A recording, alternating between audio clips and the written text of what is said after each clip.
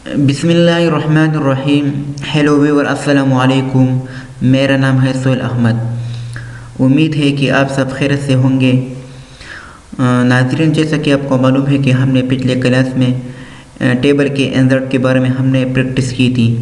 तो आज हम वही से कंटिन्यू करेंगे और आज हम सीखेंगे कि हम किस तरह एक टेबल में डिज़ाइनिंग देते हैं। तो मेरे पास एक सिंपल सा एक एम्प्लॉई टेबल है जिसमें मेरे पास कुछ 5 एम्प्लॉई हैं और इसकी एज और ड्यूरेशन और इसकी सैलरी के बारे में मेरे पास एक डेटा है। तो मैं इस पर कुछ डिज़ाइनिंग चाहता हूँ। मिसाल के तौर पर मैं चाहता हूँ कि फर्स्ट रो जो मेरा पास सीरियल नंबर है इसके बैकग्राउंड में कुछ कलर आ जाए। तो हमने होम के टैब में पढ़ा था कि हम बैकग्राउंड कलर भी चेंज कर सकते हैं। मिसाल के तौर पर मैं यहाँ पर आता हूँ। सबसे पहले मैं फर्स्ट वाली को मिसाल के तौर पर मैं फर्स्ट को इसको मैं सेलेक्ट करता हूँ और यहाँ आता हूँ। तो यहाँ हमारे पास एक ड्रॉबैक ये है कि यहाँ हमारे पास एक सिंपल सा टेक्स्ट के बैकग्राउंड में कलर और चेंज होता है। मैं चाहता हूँ कि मैं सारी कॉलम मेरे पास एक वो कलर का आ जाए। तो इसके लिए मैं सबसे पहले इसको सेलेक्ट करता हूँ और यहाँ डिज़ाइनिंग पर आता हूँ।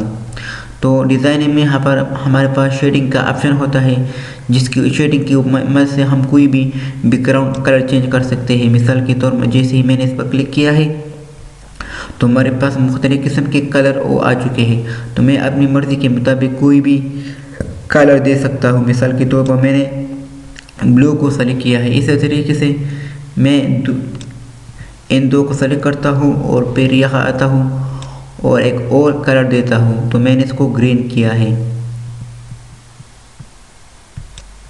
तो आप देख सकते हैं कि इसकी कलर और चेंज हो चुकी है। इसी तरीके से मैं इन 3 रो को सेलेक्ट करता हूँ और इसकी कलर को मैं चेंज करता हूँ। तो मैंने इसकी कलर भी चेंज की है और इसी तरीके से मैं इन 3 रो का एक अलग कलर देता हूँ। तो इसको मैं करता हूँ, इसको मैंने रेड किया है। तो इसी तरीके से हम कोई भी बैकग्राउंड में कलर और चेंज कर सकते हैं। दूसरे नंबर पर हमारे आती है फ़ॉन्ट कलर। तो फ़ॉन्ट कलर में हम होम में जाते हैं और यह हम इस पर क्लिक करते हैं और अपनी फ़ॉन्ट की कलर चेंज कर सकते हैं। मिसाल के तौर पर मैं इनको मैं सेलेक्ट करता हूँ और यह आता हूँ। तो इस पर क्लिक करता हूँ और इसकी बैकग्राउंड को मैं इसकी कलर को टेक्स्ट की कलर को मैं चेंज कर सकता हूँ। इसी तरीके से मैं इसको इंक्रीज़ और डिक्रीज़ भी कर सकता हूँ और इसको बोल्ड इटैलिक जो हमने पिछले क्लास में सीखी थी हम वो तमाम प्रॉपर्टी इस पर अप्लाई कर सकते हैं। अब आते हैं डिज़ाइनिंग में। तो इसके बाद हमारे पास इसका बॉर्डर की स्टाइल पर आते हैं। तो सबसे पहले मैं इधर बॉर्डर क्लिक करता हूँ। तो मैंने पूरे बॉर्डर को मैंने सेलेक्ट की ही। अब मैं यह आता हूँ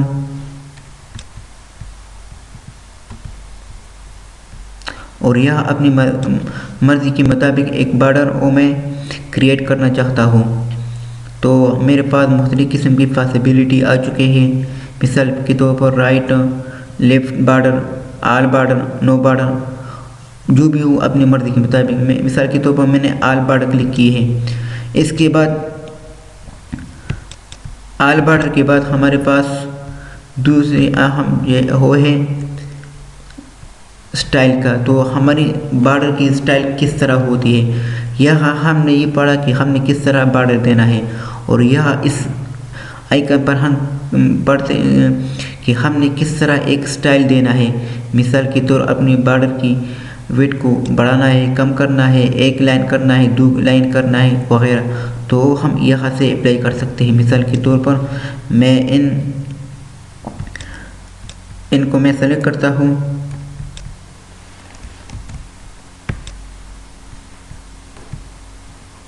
तो मैंने फर्स्ट दो कॉलम को मैंने सेलेक्ट की है और यहाँ पर आता हूँ और इसकी स्टाइल को मैं चेंज करता हूँ। तो मैंने इसको एक ही है। अब मैं इस पर अप्लाई कर सकता हूँ। तो जहाँ मैं लाइन ड्रा करूँ वहाँ इसकी स्टाइल और चेंज होना शुरू होता है। तो इसी तरीके से हम कोई भी अपनी बॉर्डर की स्टाइल को चेंज कर सकते हैं।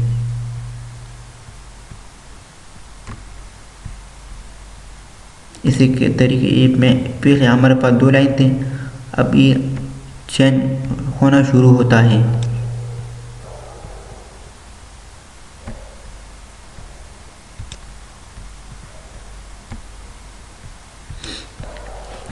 तो मैं इसकी कलर को रिमूव करता हूँ ताकि आपको आसानी से समझ आ जाए। तो मैं यहाँ शेडिंग पर जाता हूँ और यहाँ नो कलर करता हूँ और इस फ़ॉन्ट की कलर भी चेंज करता हूँ ताकि आपको आसानी से नज़र आ जाए। तो मैंने इसको ऑटोमेटिक किया है। अब मैं फिर स्टाइल पर आता हूँ और अब इसकी स्टाइल को मैं चेंज करता हूँ। तो मैं फिर बॉर्डर स्टाइल पर आता हूँ और ई वाली को मैं सेलेक्ट करता हूँ, सिंगल वाली को, और फिर हमारे पास एक पेन बनना शुरू होता है और अपनी मर्ज़ी के मुताबिक हम वहाँ स्टाइल दे सकते हैं। तो मैं 3 नंबर रो को मैंने सेलेक्ट की है और इसकी स्टाइल अब मेरे पास चेंज हो चुकी है। इसी तरीके से मैंने एक और को सेलेक्ट किया है और इसी तरीके से मैंने एक सिकलनेस वाली रो को मैंने सेलेक्ट की है और इसकी स्टाइल और मेरे पास चेंज शुरू हो चुकी है। इसी तरीके से हमारे पास मुख्तलिफ किस्म के स्टाइल हैं। तो आप अपनी मर्ज़ी के मुताबिक कोई भी स्टाइल और अप्लाई कर सकते हैं। तो ये था हमारे पास स्टाइल बॉर्डर स्टाइल का ऑप्शन। अब इसके बाद हमारे पास टेबल स्टाइल का आता है। तो मैं फिर से इस पर कलर वो अप्लाई करता हूँ। तो मैंने सबको सेलेक्ट की ही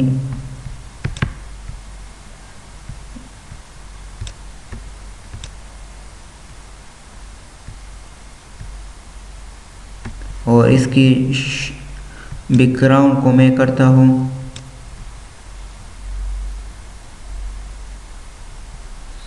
ब्लू करता हूँ।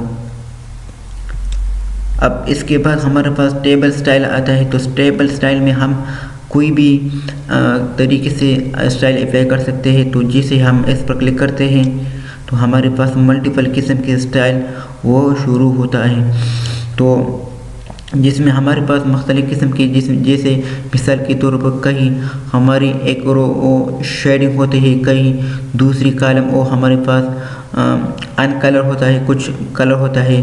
तो आप अपनी मर्ज़ी के मुताबिक कोई भी स्टाइल वो अप्लाई कर सकते हैं। मिसाल के तौर पर मैंने इसको सेलेक्ट किया ही तो आप देख सकते हैं कि इसकी स्टाइल वो चेंज हो चुकी है। पहली रो की कलर वो मेरे पास शो में ब्राइटनेस ज़्यादा है, इसी तरीके से दूसरी रो वाली इसकी ब्राइटनेस कम है, उसी तरीके से तीसरी रो वाली इसकी कलर वो नहीं है। तो ये था हमारे पास मुख्तलिफ किस्म के स्टाइल टेबल डिज़ाइनिंग का।